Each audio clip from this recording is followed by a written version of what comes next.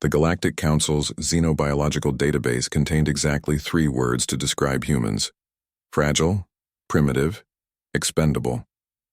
Ambassador Zethikar of the Vorthak Empire had read the file 17 times, each reading reinforcing his conviction that bringing humans into the mining consortium was a mistake of cosmic proportions. Their bone density is laughable, he had argued before the council. Their muscle fibers are weak. They require constant atmospheric regulation, temperature control, and consume resources at an alarming rate. We have the Krathen for heavy lifting, the Silnari for precision work. What exactly do humans contribute? The answer, according to the trade representatives, was desperation. Humans were cheap labor, willing to work in conditions that would send most species fleeing. Their homeworld was dying, their colonies struggling, and they needed the credits that deep space mining provided. Zethkar watched through the observation deck as the first human transport docked with mining station Kepler-7. The creatures that emerged were even more pathetic than their files suggested.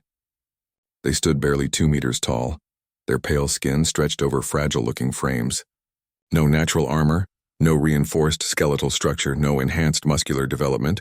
The lead human, who introduced himself as Supervisor Marcus Chen, looked like a strong wind might snap him in half.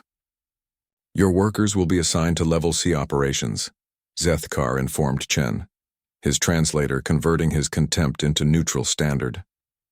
Light sorting, equipment maintenance, basic transport duties. Nothing that requires actual strength. Chen nodded politely, but Zethkar caught something in his eyes. Not submission, but patience. An odd trait for such a weak species. The first week proceeded as expected. Humans stumbled through their assigned tasks, slower than the efficient Silnari, weaker than the mighty Krathen. Zethkar felt vindicated in his assessment. The mining supervisor, a beetle-like Vorthak named Kreltok, shared his disdain. They eat constantly, Kreltok complained. Their work shifts are shorter than any other species, and they make these strange social rituals, gathering in groups, making loud noises they call laughter. It's disruptive to proper work discipline. Everything changed on day 8. A seismic tremor, not uncommon in the asteroid's unstable core, triggered a cascade failure in Tunnel 7. The main support beam, a solid durasteel girder weighing nearly half a ton, crashed down, pinning Vorthon, a young Silnari technician, beneath its weight. The creature's crystalline exoskeleton began cracking under the pressure, its internal fluids leaking onto the tunnel floor. Kreltok rushed to the scene with the standard extraction team. The Krathen heavy lifter was 3 levels away. The hydraulic jacks were malfunctioning due to debris damage. Vorthon had perhaps minutes before his delicate internal structure collapsed entirely. Stand back, Kreltok ordered the gathering crowd, which included several humans. We'll need to wait for proper equipment. There's nothing to be done.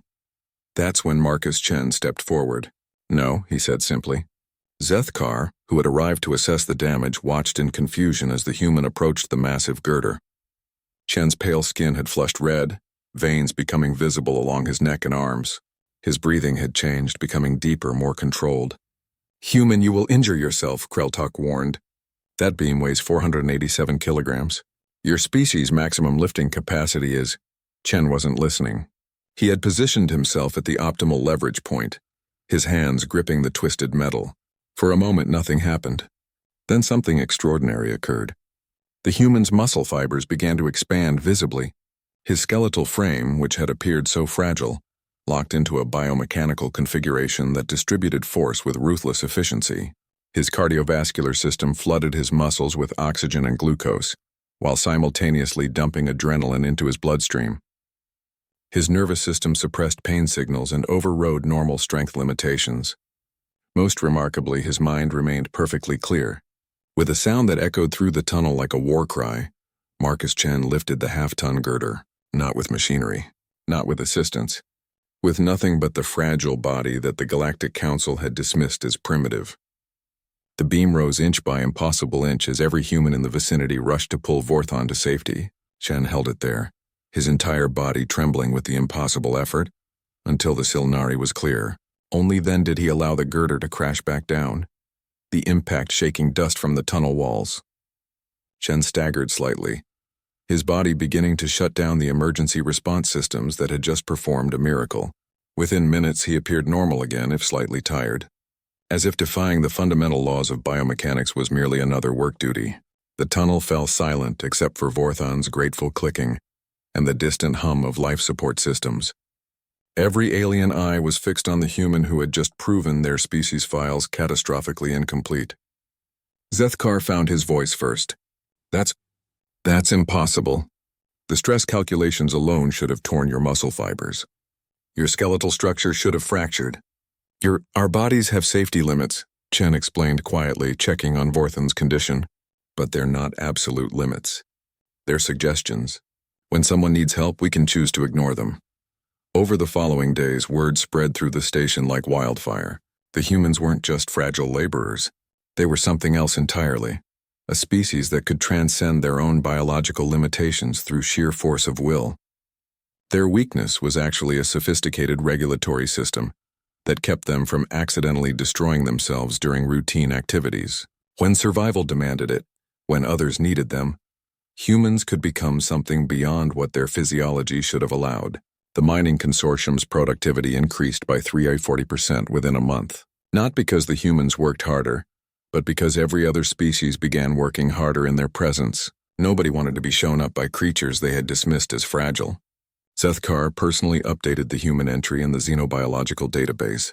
The new description contained only one word: terrifying.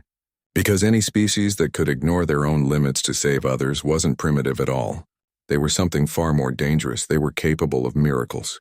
And miracles, Zethkar realized, were the one thing the galaxy had never learned to account for.